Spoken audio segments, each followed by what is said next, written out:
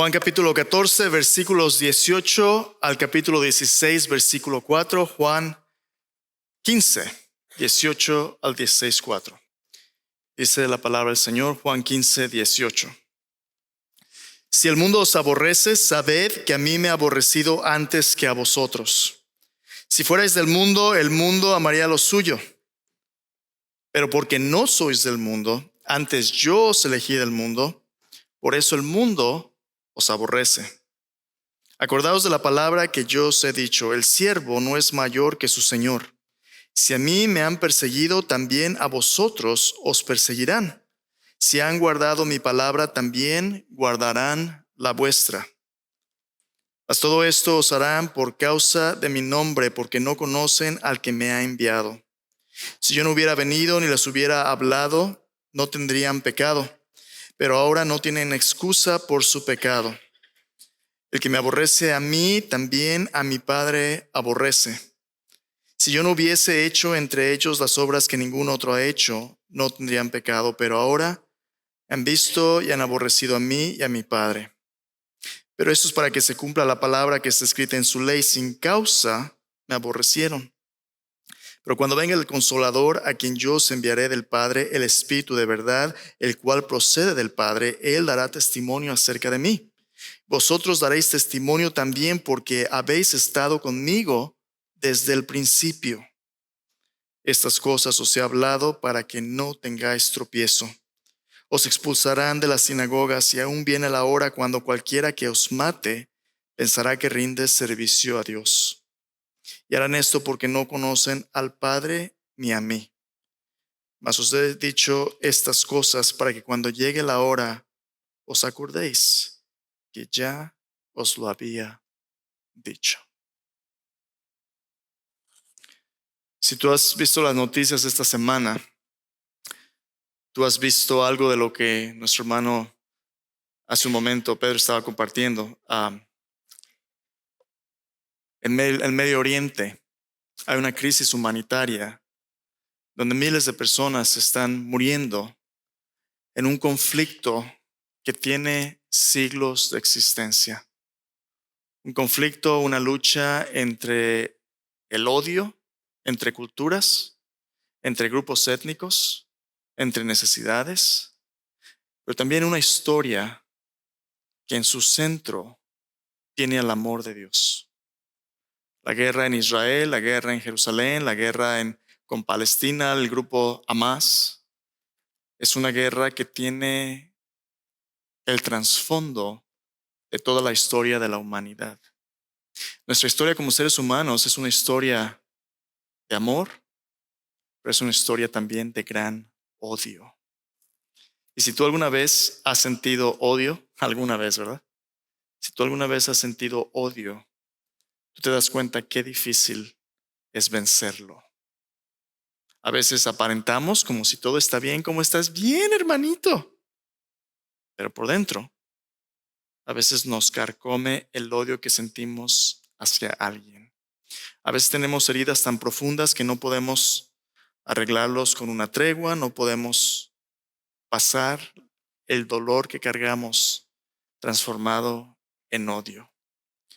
En este pasaje Jesús le dice a sus discípulos que ha llegado el momento donde por primera vez en la historia de la humanidad Dios nos va a dar a alguien que es capaz de vencer el odio que ha causado tanto dolor y tanto muerte en la humanidad. Dios nos va a dar a alguien, y Dios a través de su pueblo va a hacer una obra que es capaz de vencer el odio mismo del mundo entero. Pero Jesús quiere que sus discípulos sepan que ser parte de los propósitos redentores de Dios, Dios quiere que sus discípulos sepan que es unirnos a la obra de salvación que Dios está haciendo nos va a costar la enemistad del mundo.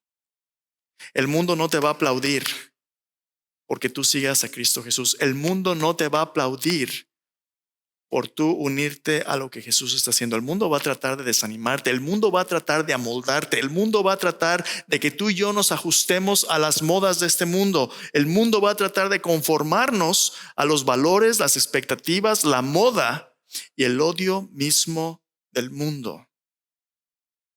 Pero Jesús le dice a sus discípulos que Él los ha escogido del mundo para que ya no sean del mundo, para que le pertenezcan a Él y a su reino.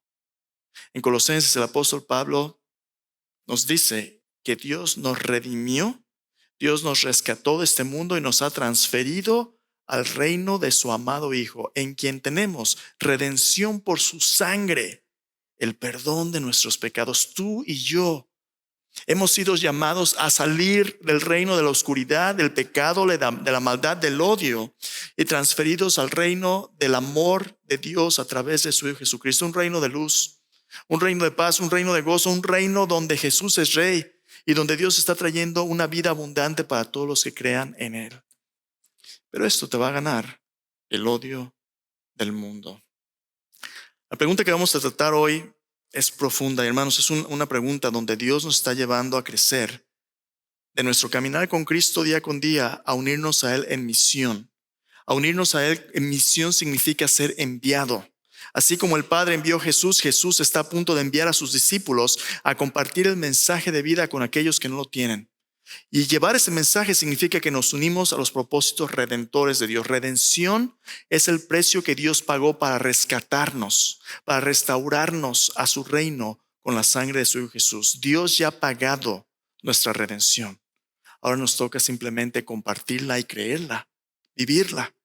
Entonces, ¿cómo es que los multiplicadores de discípulos pueden unirse a Jesús en sus propósitos redentores para el mundo? Déjame preguntarte.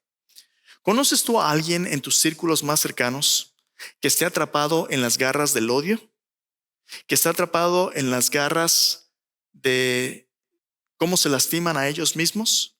¿Has visto que en los adolescentes ahorita está de moda ciertas tendencias para lastimarse físicamente? Algunos de ellos le llaman eso cutting. ¿Has visto adolescentes que se cortan? Que se hacen marcas en su cuerpo y a veces incluso se sangran. ¿Por qué hacen eso? ¿Por qué hacen eso? Hacen eso porque muchos de ellos están luchando con una depresión tan profunda que quieren sentir algo aunque sea dolor. Hacen eso porque muchos de ellos tienen un odio tan grande en contra de sí mismos que quieren sentir que le importan a alguien y quieren sentir aunque sea dolor. Pero no solamente eso, a veces quieren lastimarse a sí mismos y están luchando pensando ¿qué tanto puedo lastimarme antes de que esto sea inevitable? A veces odiamos a otros, a veces nos odiamos a nosotros mismos, a veces no sabemos ni qué odiamos, pero odiamos. A veces estamos en posiciones en nuestra vida donde estamos atrapados en las garras de un odio que no podemos vencer. Nos puede pasar esto como cristianos, ¿sí? Los cristianos a veces luchamos con un odio que a veces quiere arrancarnos de las manos del Salvador. ¿Cómo vencer todo este tipo de cosas? Para vencer el odio del mundo, Dios nos ha dado su amor. Primera de Juan dice, en el amor no hay temor, sino que el perfecto amor echa fuera el temor, porque el temor lleva en sí castigo. El odio del mundo es una respuesta de defensa y de ataque por lo que le amenaza al mundo, por el miedo que el mundo siente del justo juicio de Dios. Y como vamos a ver hoy, Jesús vino a este mundo a salvar a los pecadores, pero aquellos que le rechazan no queda más que el juicio de Dios. Hebreos nos dice que horrenda cosa es caer en manos del Dios vivo como juez. La realidad es que si Jesús no es tu Salvador, quien te salve, Jesús va a ser el juez quien te condene. Y eso es algo terrible. ¿Cómo podemos unirnos a los propósitos redentores de Dios, los propósitos que dan vida? Acompáñame de nuevo a Juan capítulo 15. Vamos a ver un par de cosas. Vamos a ver que Jesús invita a sus discípulos a unirse a sus planes redentores, pero para poder ser parte de ese plan redentor, tenemos que entender primero quiénes somos como parte de la iglesia. Voy a preguntarte, ¿qué es esto que tengo aquí en la pantalla? Lo has visto antes, ¿verdad? ¿Qué es? Un logotipo, ¿verdad? Un logo. Ahora, este logo aquí lo hicimos entre nosotros, el staff. Ninguno de nosotros somos diseñadores profesionales. No sabemos usar Photoshop bien. Esto lo hicimos con un pequeño programita. Si lo ves, es burdo. No es algo que te va a deslumbrar porque simplemente es un diseño de arte, ¿verdad? Pero nuestra iglesia, que creó este pequeño logotipo, tiene mucho tiempo leyendo este libro, la Biblia.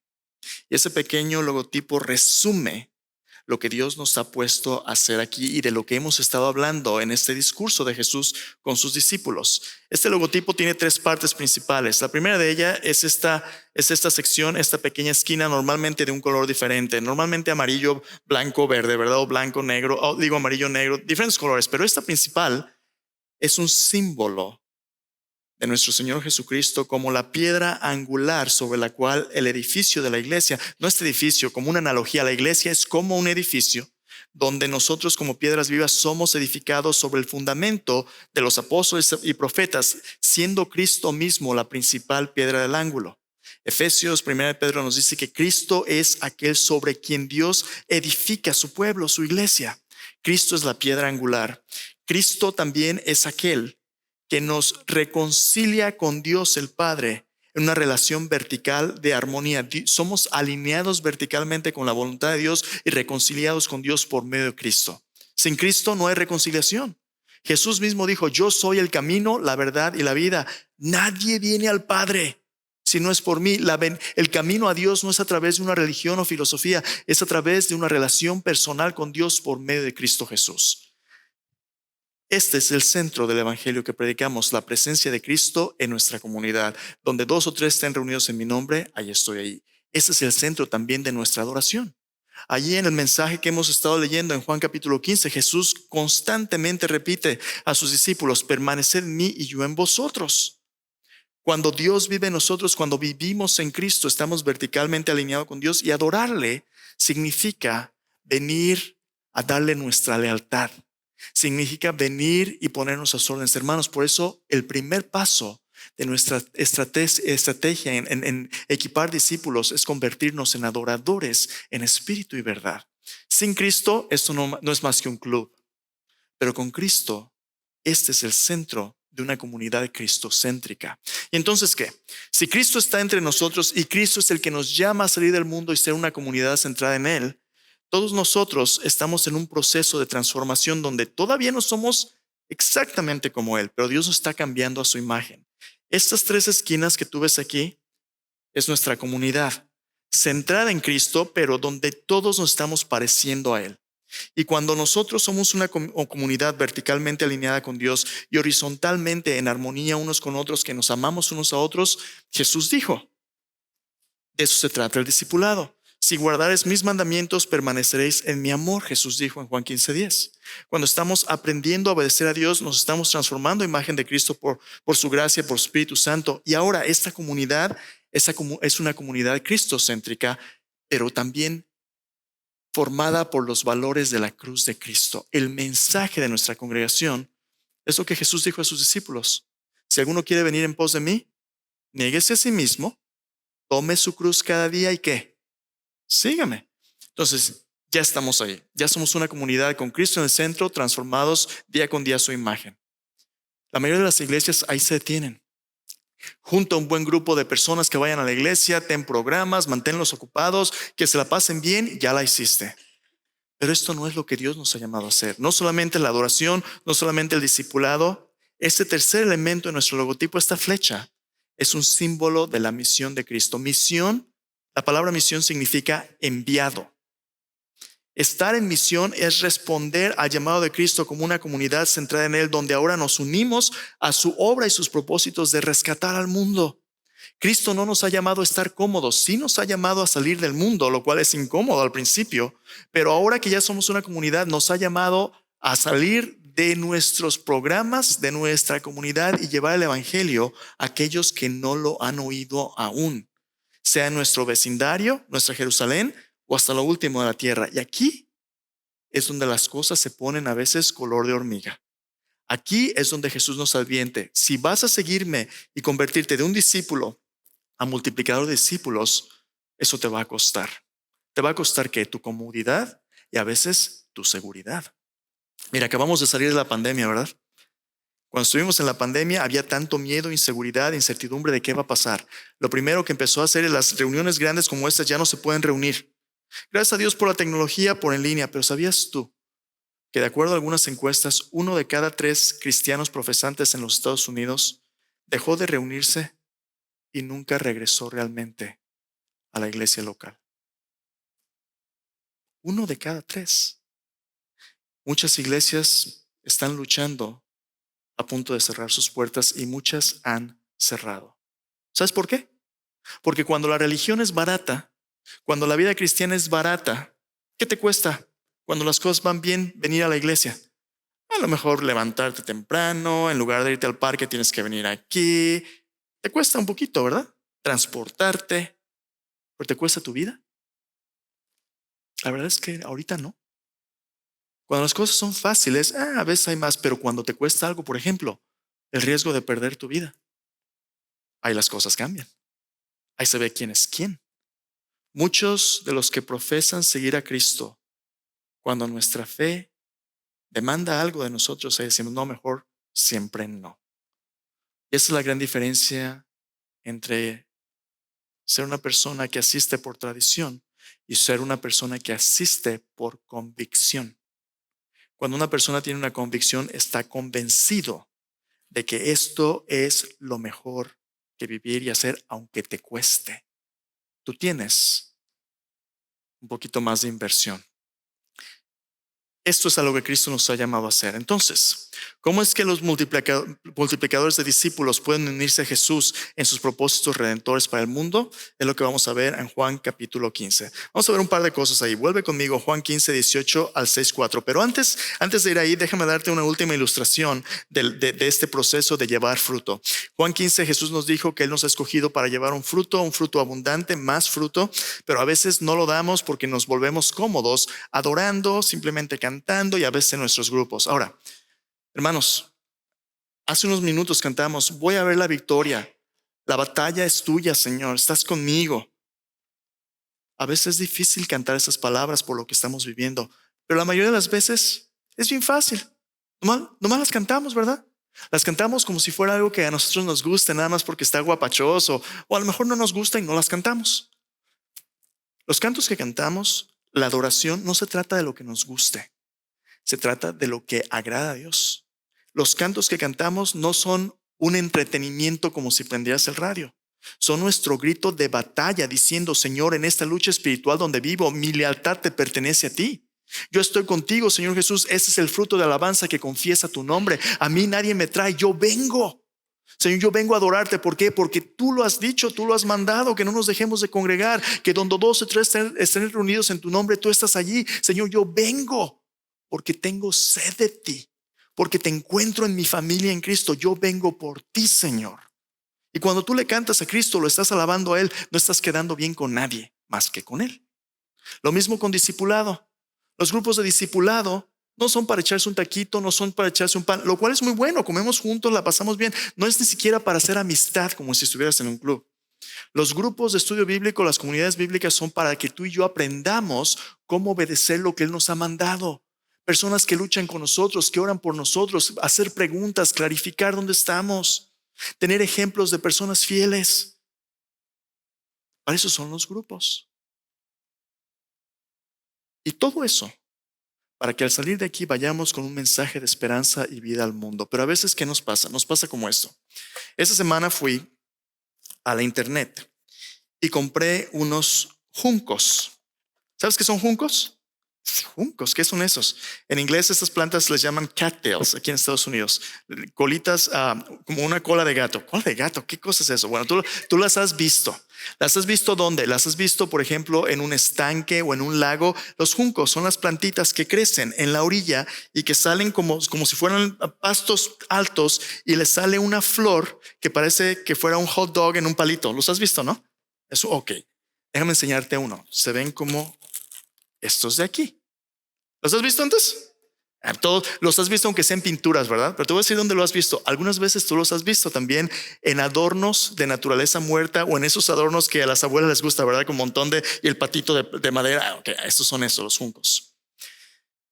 Estos juncos, a lo mejor tú no sabías, pero estos juncos son una planta muy especial. Es una planta cuyo ADN le permite ser una planta maravilla. Planta maravilla porque estas plantas son altamente nutritivas, te las puedes comer. Las raíces, las hojas, las flores, el polen, te la puedes comer de muchas maneras. Las puedes hacer en escabeche, en vinagre. Las puedes freír empanizadas. Las puedes comer crudas en ensaladas. Te las puedes comer de la manera que quieras. Tienen un montón de nutrientes. Las puedes hacer en harina. Las puedes hacer como si fuera un hot dog frito. Hay un montón de cosas. Y no solamente esto, las hojas también. La planta también tiene propiedades medicinales.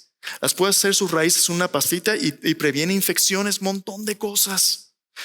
Han hecho estudios acerca de esta planta también, donde plantadas en lagos es capaz de purificar el agua de contaminantes como arsénico, fósforo, venenos que matarían estas plantas. Dales tiempo, van a purificar el agua. Montón de cosas. Déjame preguntarte, ¿cuándo fue la última vez que comiste junco empanizado? ¿Cuándo fue la última vez que te echaste una ensalada de estos? Yo nunca he comido esto. ¿Sabes para qué sirve? Pura decoración. Estas que compré en internet, de hecho, aquí atrás dicen, tienes la belleza de la naturaleza en tus manos, dicen. Se rompen fácilmente, pero van a durar mucho tiempo, pero estos que compraste no son comestibles, porque han sido tratados con químicos para que duren mucho tiempo, para que se vean bonitos en tus adornos. Hermanos, a veces esto es lo que le pasa a la iglesia cuando no nos unimos en misión a Cristo. A veces el ADN de alimentar a otros con la palabra de Dios, a veces el ADN de ser la luz y la sal del mundo, donde purificamos ambientes tóxicos como Jesús nos dijo. A veces en lugar de ser fructíferos, nos convertimos simplemente en adornos que nos vemos bien bonitos, ¿verdad? Ay, yo no voy al cine a ver esas cosas, yo no digo malas palabras, yo aquí nomás me veo bien bonito, pero no le digo a otros lo que Dios ha hecho en mi vida. Hay un montón de lugares en este mundo donde los vestigios de nuestra fe ahora sirven como un museo. Europa, México, los Estados Unidos están llenos de edificios y catedrales vacíos, donde todos los edificios de una fe del pasado es irrelevante para las necesidades del presente. Y Jesús nos dice que lo mismo nos va a pasar si nuestra fe no es una fe que alcanza y vence el odio del mundo con el amor de Dios. ¿Qué vamos a hacer? ¿Un recuerdo nomás? ¿Cómodo? ¿Donde nos veamos bonitos? ¿O vamos a ser esta especie que tiene el potencial de dar vida, purificar y multiplicarse en un mundo que desesperadamente necesita la palabra de Dios? Ven conmigo. Juan capítulo 15 y 18. Dos cosas que Jesús nos dice para unirnos en sus propósitos redentores. Vamos a ver que los multiplicadores de discípulos se unen a Jesús en sus propósitos redentores cuando, primero, se identifican incondicionalmente con Cristo a pesar del gran costo. En otras palabras, quien nos da identidad como discípulos de Cristo no es el mundo, ni las modas del mundo, ni nuestra carne, es Cristo sin condición. En otras palabras, cuando alguien te pregunta quién eres, tú, si eres un seguidor de Cristo, respondes: yo sigo a Cristo sin peros. No hay condición para Jesús. A donde Él te guíe, tú vas. Tú le dices: Señor, yo te sigo, pero. Señor, yo te sigo, sí, incondicionalmente. Y es lo que Jesús quiere que entiendas. Mira lo que dice ahí. Versículo de nuevo 18. Si el mundo os aborrece, sabed que a mí me ha aborrecido. Pregunta: ¿ha aborrecido el mundo a Jesús? Lo clavaron en la cruz, ¿verdad? Ahí está, la cruz paradójicamente es el símbolo del amor de Dios, pero también el odio del mundo. Si el mundo os aborrece, sepan que a mí me ha aborrecido primero antes que vosotros. Dice el versículo 19, si fueras del mundo, el mundo amaría lo suyo, pero porque no sois del mundo, antes yo os elegí del mundo, por eso el mundo os aborrece. ¿Qué es el mundo? ¿Quién es el mundo? ¿La humanidad? Sí y no. A veces en la Biblia la palabra mundo se utiliza para la humanidad en total. Por ejemplo, Juan 3:16, porque de tal manera amó Dios al mundo, la humanidad. Pero algunas veces es usado como en este contexto en un sentido más técnico, donde habla de la humanidad organizada de acuerdo a los principios contrarios a la voluntad de Dios. El mundo es lo que Satanás ha creado como sociedad humana organizada que se opone a los principios de Dios. A veces el gobierno es parte del mundo, a veces la religión es parte del mundo. Es el sistema humano incrédulo que rechaza a Jesús, rechaza el señorío de Cristo y se organiza para sus propios propósitos de placer, de poder, de prominencia. Ese es el mundo. Y el mundo odia la misión de Cristo. Versículo 20 dice: acordaos de la palabra que yo os he dicho, el siervo no es mayor que su Señor. Si a mí me ha perseguido, también a vosotros perseguirán. Si han guardado mi palabra, también guardarán la vuestra. ¿Por qué razón el mundo odia la misión de Cristo y odia a Cristo? Por dos cosas: por lo que Dios ha revelado de sí mismo en su palabra, y por lo que Dios ha hecho a través de Cristo. La palabra de Dios y las obras de Dios son la manera en que Dios se revela en este mundo caído. Desde Génesis 3, cuando decidimos rebelarnos en contra de Dios y Dios decidió rescatarnos, redimirnos, entramos en un conflicto donde, en lugar de ser transformados por el amor de Dios, ahora hemos sido deformados, y esa deformación es de donde viene nuestro odio.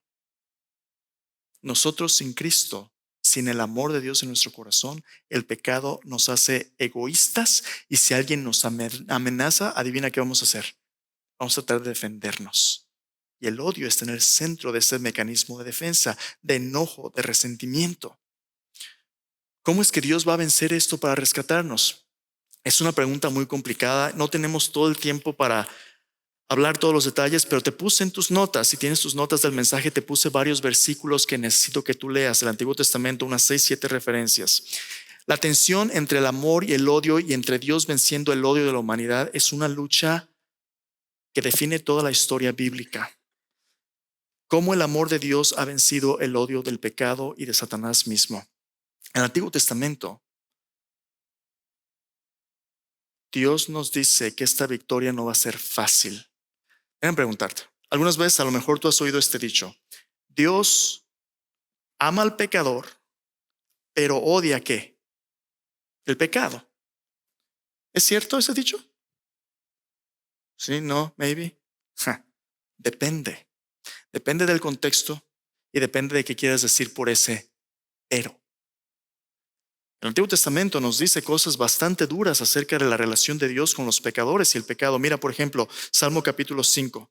Tú tienes que leer tu Biblia y tú tienes que hacerle justicia a toda tu Biblia. Salmo capítulo 5, versículo 4 al versículo 6, 5, 4 al 6, y está ahí en tus notas, nos dice lo que Dios piensa del pecado y del pecador. Dice versículo 4: porque tú no eres un Dios que se complace en la maldad, el malo no habitará junto a ti, los insensatos no estarán delante de tus ojos. Aborreces a todos los que hacen iniquidad, destruirás a los que hablan mentiras. Al hombre sanguinario y engañador abominará Jehová. Dios aborrece al perverso. What? Salmo 11, versículo 5. Mira lo que dice ahí: Jehová aprueba al justo, pero al malo y al que ama la violencia, su alma los aborrece. Ahí dice. Hay un sentido en el cual Dios ama al pecador y un sentido también en el cual Dios odia al pecador. Entonces, ¿qué cosa es el odio? El odio es una respuesta de rechazo y de disgusto hacia algo que amenaza la seguridad, estabilidad o la naturaleza de alguien. Es una reacción de rechazo firme. Dios odia el pecado. Dios no tolera el pecado, pero no es el odio que describe todo lo que Dios quiere hacer con el pecador. Ahora, ¿cómo vemos esto aplicado a la humanidad? Mira, un salmo, Salmo 139. Los salmos son oraciones y cantos honestos acerca de nuestra condición y qué difícil es tratar con estas tensiones. Salmo 139 es un salmo que habla acerca de cómo Dios nos hizo, un salmo de David. Nos hizo, nos conoce, no hay dónde escondernos de él. Pero mira lo que dice David en el Salmo 139, versículo 19 al 21. 139, 19 al 21 dice: de cierto, oh Dios, harás morir al impío. Apartaos pues de mí, hombres sanguinarios, porque blasfemias dicen ellos contra ti. Tus enemigos toman en vano tu nombre. Versículo 21. No odio, oh Jehová, a los que te aborrecen, y me enardezco contra tus enemigos. Versículo 22, por si nos queda duda: los aborrezco por completo, los tengo por enemigos. Y luego dice el versículo 23, examíname, oh Dios, conoce mi corazón, pruébame, conoce mis pensamientos, ve si hay en mi camino de perversidad y guíame en el camino eterno. Caray, a ver, espera tantito. ¿Será entonces que nosotros debemos odiar a nuestros enemigos? Porque en el Antiguo Testamento los salmistas dicen, yo odio a tus enemigos, Señor. Pero tantito. Por eso te dije, depende. En el Antiguo Testamento, el pecado de la humanidad era algo imposible de vencer por nuestro esfuerzo humano.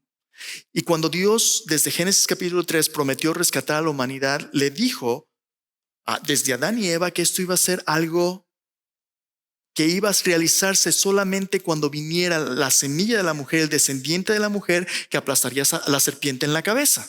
Ese descendiente de la mujer es Cristo Jesús, pero tomó el llamamiento de Abraham, la formación de la nación de Israel, tomó todo un proceso traer a Jesús. En el Antiguo Testamento, las ceremonias, la ley, todo era temporalmente una cubierta protectora sobre el pueblo de Israel hasta que Dios mismo viniera a vencer al pecado. Tú y yo no podemos vencer el pecado, no podemos vencer nuestro odio, no sin Dios.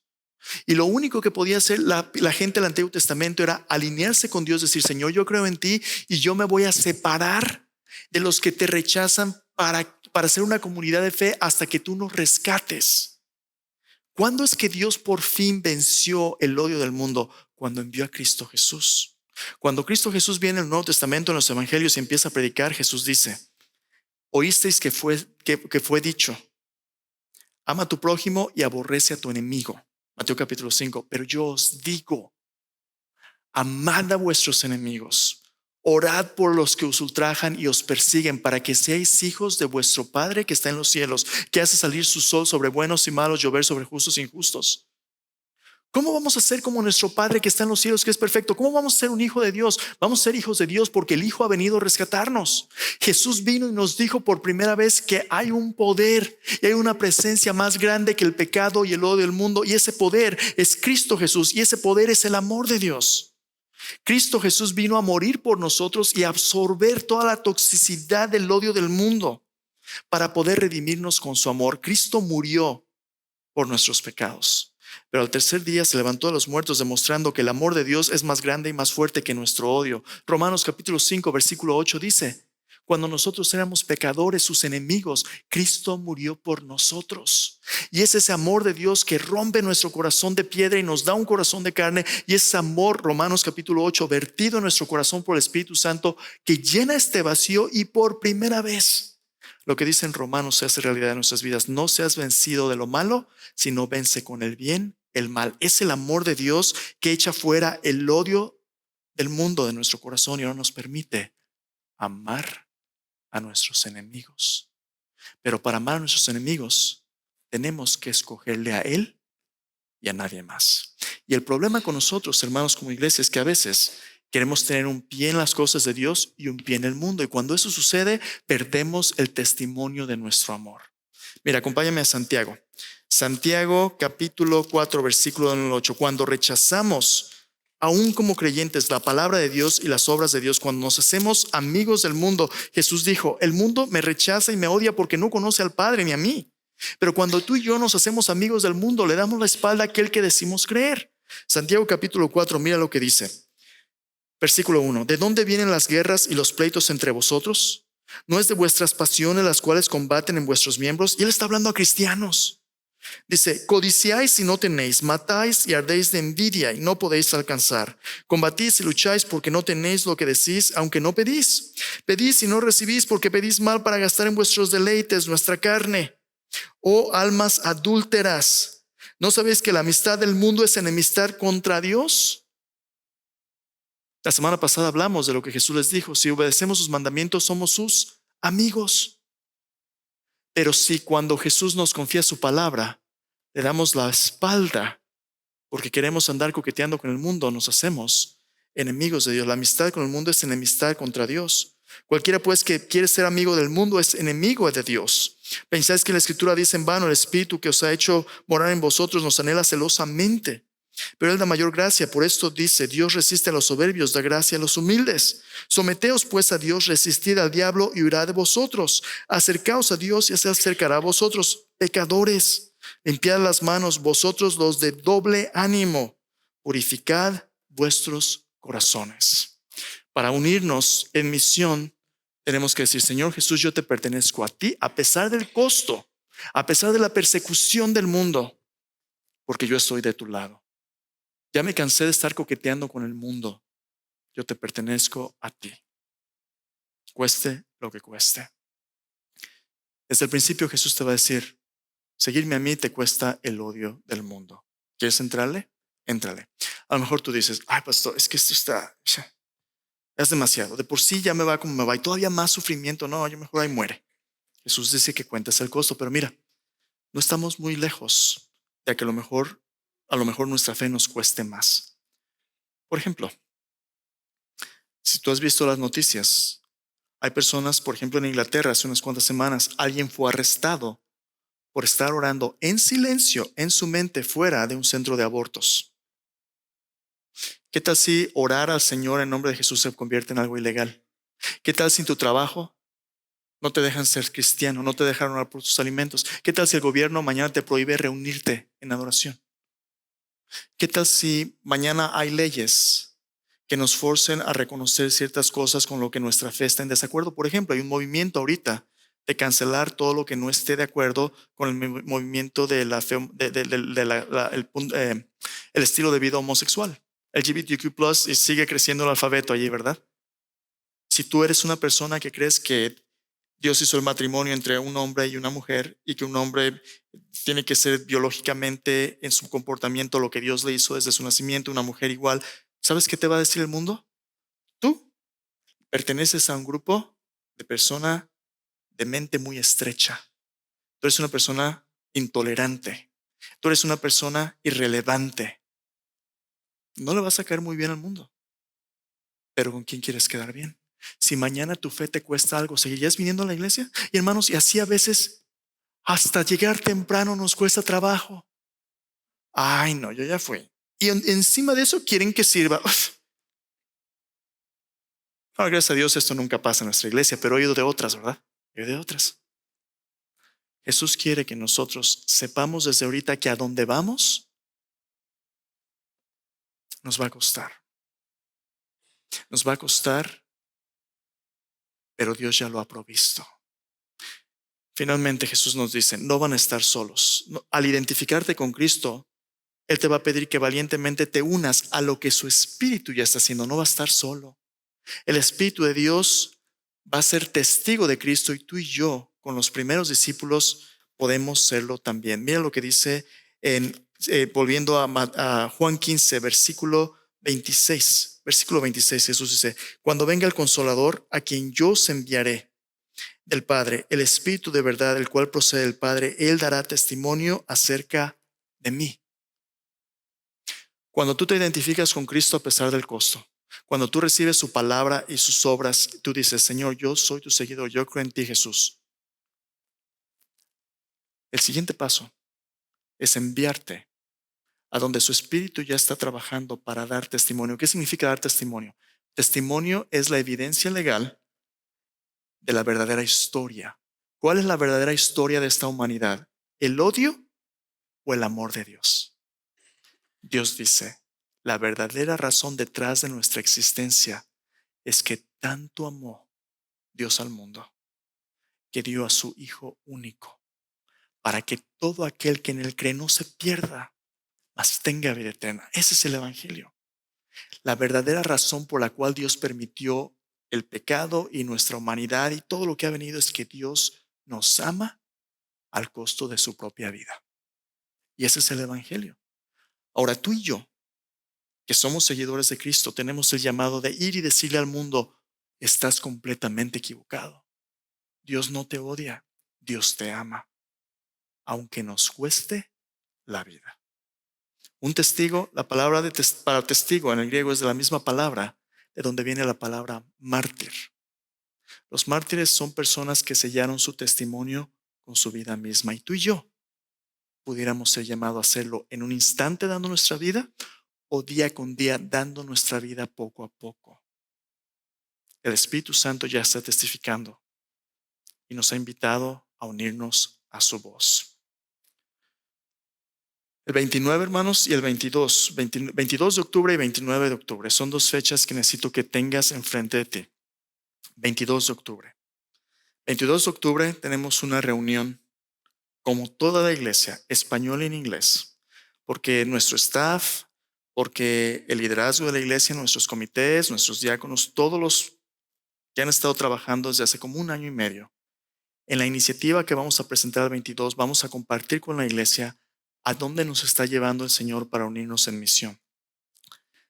El 22, si tienes tiempo, en la tarde, aquí mismo en la iglesia, es el próximo domingo, 5 de la tarde, 5 o 6. Ahorita vamos a verlo un poquito más en las oportunidades de ministerio. Pero el 22 vamos a tener una reunión donde queremos compartir a dónde nos está llevando el Señor. Es un tiempo emocionante, un tiempo donde Dios está trayendo discípulos a madurar y crecer, un tiempo donde Dios nos está dando los recursos económicos, un tiempo donde ya tenemos un llamado. Y a lo mejor para eso estás tú aquí hoy, porque Dios va a multiplicar tu vida en más personas. Así que el 22 en la tarde, si puedes, próximo domingo, vente, porque Dios va a hacer algo increíble que nos va a impactar como toda iglesia, incluyendo nuestro ministerio en español. 29. Vamos a tener algunos hermanos invitados de México. De la iglesia donde yo crecí, estamos explorando la posibilidad de hacer misiones y varias cosas. Dios está alcanzando grupos étnicos en México que nadie ha alcanzado antes con el evangelio. Parece increíble que tan cerca hay comunidades aisladas donde la gente no tiene Biblia y no ha oído el mensaje de Cristo. Pero Dios está usando a la iglesia local ahí para que ellos lo conozcan. Vamos a escuchar un testimonio de ellos. Vamos a explorar cómo Dios nos está usando. Déjame decirte, hispanos en Texas habemos para aventar para arriba, pero la mayoría no conoce a Cristo. ¿Querrá Dios usarnos como iglesia para que su amor los alcance a ellos? Si tú has sido bendecido a través del ministerio de esta iglesia y del evangelio, Dios no quiere que te quedes con la bendición, sino que la compartas. Porque al final de cuentas, déjame dejarte con esto. Los multiplicadores de discípulos son personas cuyos corazones están llenos del amor de Cristo, que no hay espacio, tan llenos del amor de Cristo que no hay espacio para el odio del mundo. ¿Tenemos permiso de odiar a los pecadores? No. ¿Sabes por qué? Porque Cristo ha cambiado nuestro corazón para que su amor venza el odio. Ya no tenemos excusa, ni ignorancia, ni decir es que no se puede. Ya se puede, porque Cristo vino y nos dio su redención. El amor perfecto de Cristo echa fuera el temor. Su amor se derrama por medio de nosotros sobre el mundo. Eso es lo que Dios quiere. Al final de cuentas, tú y yo tenemos que tomar una decisión. Estamos aquí como miembros de esta congregación. ¿De adorno? ¿Nomás para vernos bonitos? ¿Nomás para decir ya fui a la iglesia? ¿O estamos aquí para ser equipados, para alimentar a otros la palabra de Dios y para que donde nuestro pie caiga, nuestra presencia como sal y luz del mundo refrene la corrupción y purifique los contextos donde la gente pueda ver y vivir el amor de Dios? ¿Cuál vamos a hacer?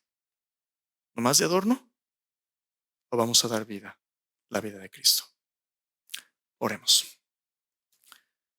Ahí en tu lugar, yo no sé cómo estés ahorita en tu condición espiritual. Hermanos, cada semana, cuando oímos la palabra de Dios y venimos a esta mesa, cada semana cuando participamos de la cena del Señor, es una invitación de nutrirnos de Cristo, de alimentarnos de su presencia, de dejar que Cristo haga sus obras a través de nuestra vida, por su Espíritu que vive en nosotros. A veces no andamos caminando en comunión con Él, a veces hay pecado que no hemos confesado, que no nos hemos arrepentido, pero cada semana tenemos la oportunidad de confesar y de recibir su perdón.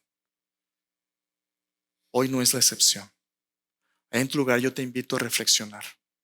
Como el Salmo 139 dice, examíname, Señor, prueba mi corazón, ve si hay algún camino de perversidad y guíame en el camino eterno. A lo mejor tú estás luchando hoy con el resentimiento, con el odio, con la amargura. Deja que el amor de Dios eche fuera todo temor. eche fuera todo dolor. Dile, Señor, yo te traigo mi dolor hoy a ti. Ahí ora conmigo, dile. Padre Celestial, yo he escuchado tu palabra hoy y por labios de tu Hijo, nuestro Señor Jesucristo, tú me has dicho que en este mundo, Señor, habrá odio, habrá aflicción. Pero también nos dijiste a través de tu Hijo Jesús que confiáramos en ti, pues tú has vencido al mundo. A través de Jesús tú has vencido al mundo, Padre. Y yo vengo a esta mesa hoy porque te necesito. Yo no, Señor, quiero recibir mi identidad del mundo, de mi carne, del diablo. Yo quiero, Señor, profesar mi lealtad a ti, a tu palabra. Y cuando vengo a esta mesa, vengo a decirte que te necesito. Señor, tú conoces mi corazón. En este momento, si tienes algún pecado que quieras traer a los pies de Cristo, ahí tú en tu corazón, habla con Dios y ríndelo. Dile, Señor, ya no quiero ser amigo del mundo. Yo quiero ser amigo tuyo, Señor Jesús. Quiero obedecer tu palabra. Quiero seguirte a ti. Ahí deja que su Espíritu Santo te perdone, te restaure, te llene con el amor de Cristo. Dile, Señor Jesús, necesito tu amor en mi corazón. Quiero saberlo, quiero sentirlo, quiero creerlo, quiero vivirlo, Señor. Todo lo que soy, te lo entrego a ti.